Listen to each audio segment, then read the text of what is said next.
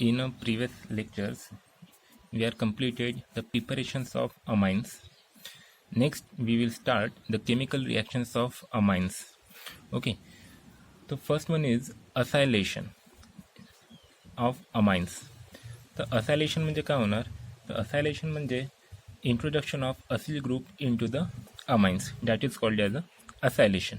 मग acylation आपण काय यूज करणार? तर acylation आपण यूज करू ॲसिड क्लोराईड किंवा असिल क्लोराइड्स. ठीक आहे, की ज्याच्यापासून आपल्याला मिळेल असिल ग्रुप. तर या ठिकाणी ॲसिड क्लोराइड्स म्हणजेच ॲसिल क्लोराईड. ठीक आहे, तर RC डबल बॉन्ड OCl हा असेल त्याचा फॉर्म्युला. ठीक आहे, आता या ठिकाणी असिल ग्रुप कोणता आहे? तर हा जो आहे हा आहे तुमचा Aseel group. RC double bond O हा आहे तुमचा असिल ग्रुप. ओके, आता त्याच्यानंतर या ठिकाणी आपण असायलेशनसाठी ॲसिटिक अनहायड्रेटसुद्धा आपण या ठिकाणी यूज करू शकतो. ओके, आता याच्यामध्ये या असायलेशनच्या प्रोसेसमध्ये आपल्याला काही पॉईंट्स लक्षात ठेवायचे आहेत. ज्याच्यामध्ये फर्स्ट पॉईंट आहे की replacement of hydrogen atom attach to nitrogen in amine by acyl group is called acylation. म्हणजे जो काही तुमचा अमाइन आहे, अमाइनमध्ये नायट्रोजनला एक हायड्रोजन जर अटॅच असेल तर त्या ठिकाणी त्या हायड्रोजनला रिप्लेस कोण करेल? असिल ग्रुप. आणि या प्रोसेसला आपण काय म्हणू? असायलेशन. आता ही जी काय असायलेशनची प्रोसेस आहे, ही असायलेशनची प्रोसेस तुमची न्यूक्लियोफिलिक सबस्टिट्यूशन रिॲक्शन असेल. देन नेक्स्ट ही रिॲक्शन जी आपण करणार आहोत असायलेशनची, ही आपल्याला कॅरीड आउट करायची in the presence of strong base like a pyridine. आता पायरिडिन किंवा स्ट्रॉंग बेस का बरं यूज करावं लागेल? कारण की या असायलेशनच्या प्रोसेसमध्ये ॲसिड तयार होईल. जो काही ॲसिड तयार होईल त्याला न्यूट्रलाइज करण्यासाठी इथं आपण स्ट्रॉंग बेस वापरू लाईक अ पायरिडिन. ओके, त्याच्यानंतर primary and secondary amines react with acetyl chloride or acidic anhydride to give a amides. म्हणजे या ठिकाणी आपण म्हणू शकतो की ॲलिफॅटिक किंवा aromatic primary and secondary amines react with the acetyl chloride or acetic anhydride to give the amides. आता या ठिकाणी जो काही टर्शरी अमाइन आहे, हा टर्शरी अमाइन असायलेशनच्या प्रोसेसमध्ये जाणार नाही. आता याचं रिझन काय? तर टर्शरी अमाइनकडे नायट्रोजन जो आहे त्या नायट्रोजनला एकही हायड्रोजन अटॅच नाही. त्या रिझनमुळे टर्शरी अमाइन असायलेशनच्या प्रोसेसमध्ये पार्टिसिपेट करू शकत नाही. ठीक आहे, म्हणून आपण तिथे लिहिलं आहे tertiary amine not undergo acylation. Okay, तर आता याही असायलेशनच्या प्रोसेसवरून आपण टर्शरी अमाइनला सेपरेट करू शकतो from the primary and the secondary amines. ठीक आहे, याची एक जनरल रिॲक्शन आपण इथं पुटअप केलेली आहे. RNH2 amine plus RC double bond OCl. ठीक आहे, म्हणजे अमाइन ॲसिड क्लोरासोबत रिॲक्ट केलं in the presence of pyridine heating, तर त्या ठिकाणी तयार होऊन जाईल तुमचा amides RNHC double bond OR. ठीक आहे, आता या ठिकाणी जो काही अमाइड्स आहे याच्यामध्ये नायट्रोजनला फक्त एकच हायड्रोजन लागले. जसा अमाइड ग्रुप आहे तो आहे CONH2. ठीक आहे, CONH2, पण इथं फक्त एकच हायड्रोजन लागला तरी हा झाला तुमचा अमाइड, हा सेकंडरी अमाइड आहे. त्याच्यानंतर सेकंड जनरल रिॲक्शन लिहिली आपण amines react with the anhydrides. अनहायड्रेट्सचा फॉर्म्युला इथं लिहिलेला आहे, जनरल फॉर्म्युला. तर अमाइन्स अनहायड्रेट्ससोबत रिॲक्ट होऊन काय तयार करेल? अमाइड्स तयार करेल. ठीक आहे, पण एवढं लक्षात ठेवायचं की जेव्हा अमाइन्स ॲसिड क्लोराईडसोबत जेव्हा रिॲक्ट होईल, जो काही ॲसिड तयार होईल तो ॲसिड असेल HCl. आणि ज्यावेळेस अमाइन अनहायड्रेटसोबत रिॲक्ट होईल त्यावेळेस तयार होईल अमाइड, आणि बाय प्रॉडक्टमध्ये जो काही ॲसिड तयार होईल तो असेल तुमचा कार्बोक्सिलिक ॲसिड. ठीक आहे, आता या जो काही असायलेशन आहे याची एक सिम्पल मेकॅनिझम आपण इथं डिस्कस करू. तर मेकॅनिझममध्ये सगळ्यात पहिले आपल्याला लक्षात द्यायचं आहे की अमाइनचा स्ट्रक्चर कसं आहे. तर अमाइनला प्रायमरी अमाइन इथं घेतला आहे, तर प्रायमरी हा अमाइन काढलेला आहे. नायट्रोजन का असतील, इलेक्ट्रॉन पेअर प्रेझेंट असेल. त्याच्यानंतर हा घेतला आपण ॲसिड क्लोराईड. आता हा कार्बन ऑक्सिजनलाही अटॅच आहे, क्लोरीनला अटॅच आहे, इलेक्ट्रोनिगेटिव्ह एलिमेंट्सला अटॅच असल्यामुळे याच्यावर येईल पार्शियल पॉझिटिव्ह चार्ज.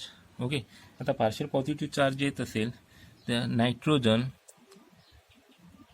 या कार्बनवर काय करेल? अटॅक करेल.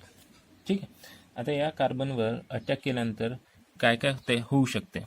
तर हा जेव्हा नायट्रोजन या कार्बनवर अटॅक करेल तर हा जो ऑक्सिजन आहे, हा ऑक्सिजन इथले इलेक्ट्रॉन स्वतःवर शिफ्ट करून घेईल.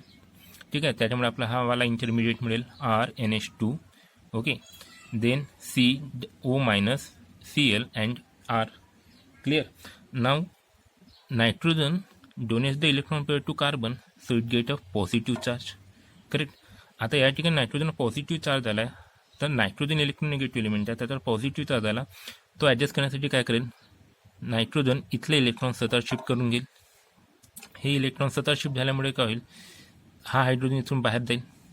ओके, त्याच्यानंतर या ठिकाणी हा ऑक्सिजन जो आहे, हा ऑक्सिजन बॅक बॉन्डिंग करेल, परत इथे आपले इलेक्ट्रॉन देईल आणि डबल बॉन्ड तयार करेल कार्बनसोबत.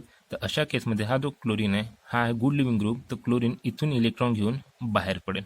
तर आपल्याला प्रॉडक्ट मिळून जाईल RNH, C double bond O, R म्हणजे आपला प्रॉडक्ट मिळेल आपल्याला अमाइड प्लस HCl, आणि हा HCl न्यूट्रलाइज करण्यासाठी इथं आपण वापरला आहे पायरिडिन.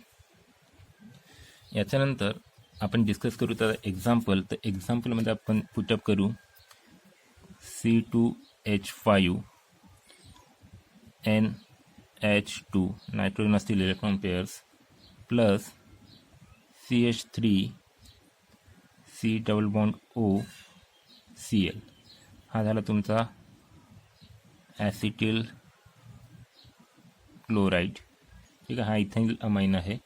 In the presence of pyridine and the heating we will get product C2H5 bond NH, then C double bond O CH3 plus HCl.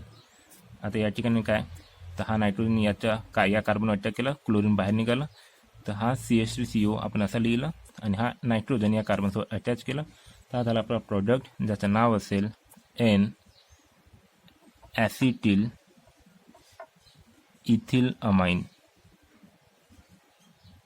Okay, याचं दुसरं नाव जर आपल्याला लिहायचं असेल तर दुसरं नाव म्हणजे IUPAC नाव लिहू शकतो N, इथिल इथेनामाइड. यालाच इथिल ॲसिटामाइड सुद्धा असे म्हणतात. त्याच्यानंतर सेकंड एक्झाम्पल आपण डिस्कस करू. इथं C2H5 2 times NH plus CH3 C double bond O Cl. In the presence of again pyridine and heating, it gives C2H5 twice N C double bond O CH3 plus HCl. याचं नाव आपण लिहू शकतो N acetyl डाय ethyl amine. हे असेल याचं नाव. त्याच्यानंतर आपण जो काही आपला अमाइन आहे, जसं C2H5 NH2, याची रिॲक्शन करू आपण acetic anhydride CH3 C double bond O, then again O, then C double bond O CH3. तर हा झाला तुमचा अमाइन. हा झाला ॲसिटिक अनहायड्राइड. यांची रिॲक्शन होईल again in the presence of pyridine and the heating, and we get product C2H5 NH C double bond O CH3 plus CH3 COOH. ठीक आहे, हा झाला ॲसिटिक ॲसिड आणि हा झाला आपला प्रॉडक्ट. हा झाला तुमचा ॲसिटिक अनहायड्राइड सोबतची एक सिम्पलची रिॲक्शन. ठीक आहे, या ठिकाणी तुम्ही ॲनिलिनसुद्धा घेऊ शकता. ॲनिलिनसोबत याची रिॲक्शन केली तरी प्रॉडक्ट आपला तसाच राहील. ठीक आहे, काही चेंजेस होणार नाही, फक्त इथला आरचा चेंजिंग होईल. ओके, त्याच्यानंतर जे काही अमाइन्स आहेत, हे जे काही अमाइन्स आहे, they also reacts with benzoyl chloride. ठीक आहे, म्हणजे जे अमाइन्स आहेत, या अमाइन्स बेन्झॉइल क्लोराईडसोबत सुद्धा रिॲक्ट होऊन अमाइड देतात. तर या ठिकाणी आपण एक रिॲक्शन लिहू त्याची सुद्धा C2H5 NH2 plus C6H5 C double bond O Cl. हा आहे तुमचा बेन्झॉइल क्लोराइड. ठीक आहे, हा झाला तुमचा बेन्झॉइल क्लोराइड. इथं सुद्धा काय होईल, हा जो ग्रुप आहे C6H5CO हा या नायट्रोजनसोबत बॉन्डेड होईल आणि तुमचा प्रॉडक्ट मिळून जाईल त्या ठिकाणी C2H5NH बॉन्ड C=O C6H5.